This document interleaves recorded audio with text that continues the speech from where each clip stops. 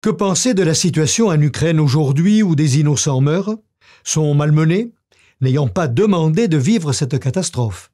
Gens simples, supportant ce qui ne dépendait pas d'eux, mais des rivalités politiques externes, des égos qui s'expriment et des volontés de puissance, qui leur tombent dessus. Que demandaient les Galiléens, évoqués par Jésus dans l'Évangile, ou les morts de la tour de Siloé? Ils demandaient de vivre. Ils ne s'attendaient pas à cette mort.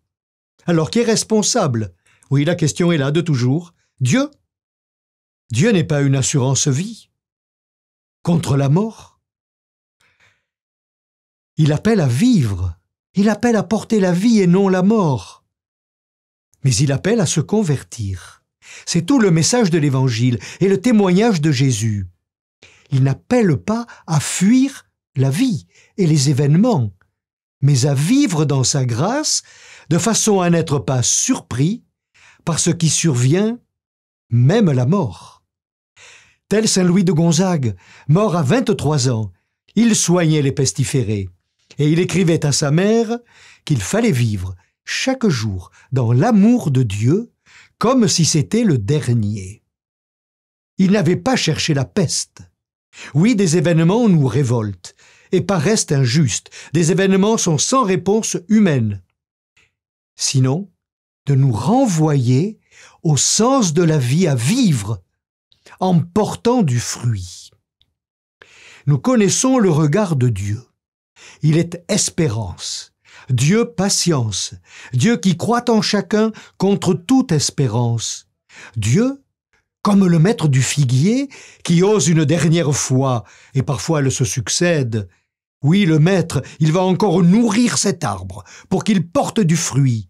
C'est l'espérance.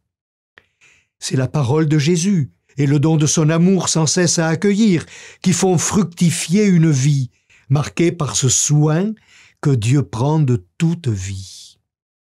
Mais il faut bêcher, travailler le terrain et accepter que notre prenne soin de ma vie. C'est la conversion. Rien n'est jamais perdu pour Dieu. Si Dieu agit ainsi, c'est bien parce qu'il croit en l'homme. Il croit en chacun. Il est atteint et touché par tout ce qui blesse l'homme, par l'injustice. C'est aussi la souffrance de Dieu.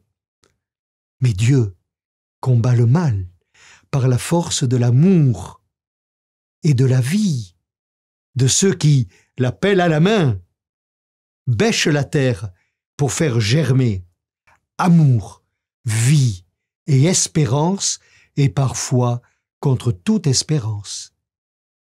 Bon dimanche